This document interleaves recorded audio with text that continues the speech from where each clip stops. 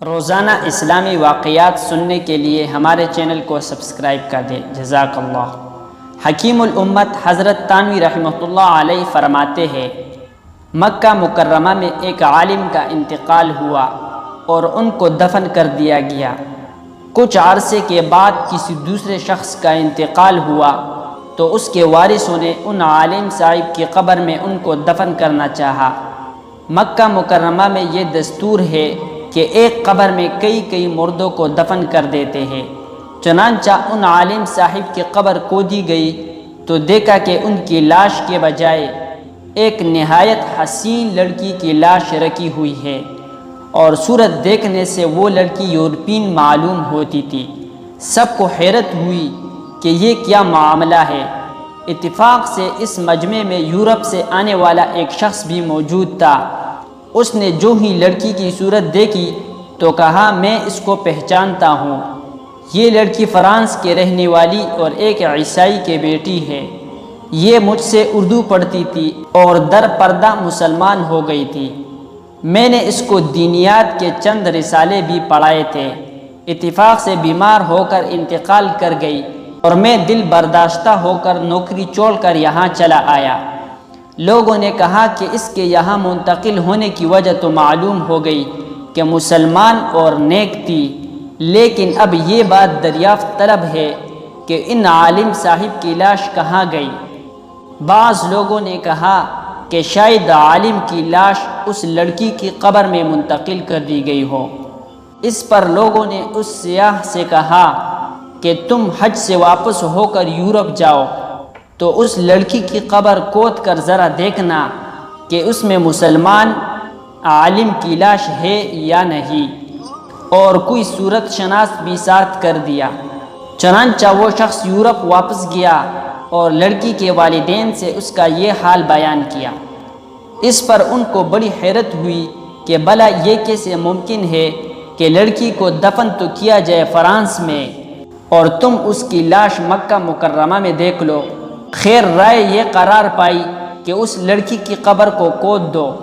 چنانچہ اس کے والدین اور چند لوگ اس حیرت انگیز معاملے کی تفتیش کے لیے قبرستان چلے اور لڑکی کی قبر کھودی گئی تو واقعی اس کے تابوت میں اس کی لاش نہ تھی، بلکہ اس کے بجائے وہ مسلمان عالم مقطع صورت وہاں دھرے ہوئے تھے جن کو مکہ مکرمہ میں دفن کیا گیا تھا۔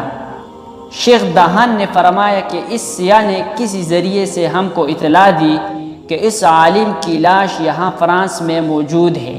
اب مکہ مکرمہ والوں کو فکر ہوئی کہ لڑکی کا مکہ مکرمہ پہنچ جانا تو اس کے مقبول ہونے کی علامت ہے، اور اس کے مقبول ہونے کی وجہ بھی معلوم ہو گئی، مگر اس عالم کا مکہ مکرمہ سے کفرستان میں پہنچ جانا کس بنا پر ہوا، اس کے مردود ہونے کی کیا وجہ ہے؟ سب نے کہا کہ انسان کی اصلی حالت گھر والوں کو معلوم ہوا کرتی ہے، اس کی بیوی سے پوچھنا چاہیے۔ چنانچہ لوگ اس کے گھر گئے اور دریافت کیا کہ شوہر میں اسلام کے خلاف کوئی بات تھی۔ اسے کہا کہ کچھ بھی نہیں، وہ تو بڑا نمازی اور قرآن کا پڑھنے والا تہجد گزار تھا۔ لوگوں نے کہا، سوچ کر بتلاؤ، کیونکہ اس کی لاش دفن کے بعد مکہ مکرمہ سے کفرستان میں پہنچ گئی ہے، کوئی بات اسلام کے خلاف اس میں ضرور تھی۔ اس پر بی بی نے کہا، ہاں، میں اس کی ایک بات پر ہمیشہ کھٹکتی تھی، وہ یہ کہ جب وہ مجھ سے مشغول ہوتا اور فراغت کے بعد غسل کا ارادہ کرتا تو یوں کہا کرتا تھا کہ نصارہ کے مذہب میں یہ بات بڑی اچھی ہے کہ ان کے ہاں غسل جنابت فرض نہیں۔ لوگوں نے کہا، بس یہی بات ہے جس کی وجہ سے خدا تعالیٰ نے اس کی لاش کو مکہ مکرمہ سے اسی قوم کی جگہ پھینک دیا جن کے طریقے کو وہ پسند کرتا تھا۔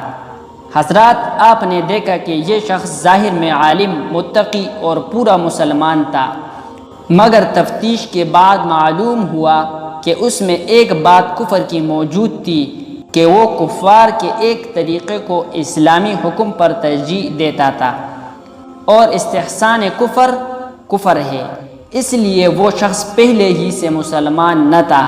یہ ضروری نہیں کہ ہر جگہ لاش منتقل ہو جایا کرے، مگر خدا تعالیٰ کہیں ایسا بھی کر کے دکھلا دیتے ہیں تاکہ لوگوں کو عبرت ہو کہ بدحالی کا نتیجہ یہ ہے۔